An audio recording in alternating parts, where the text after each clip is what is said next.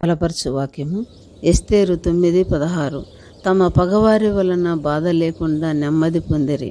ప్రియ దైవజనమా, పారసీయులు యూదులను చెరపట్టుకుని పోయిన దినములలో జీవించిన ఒక యూదా కన్యక ఎస్తేరు.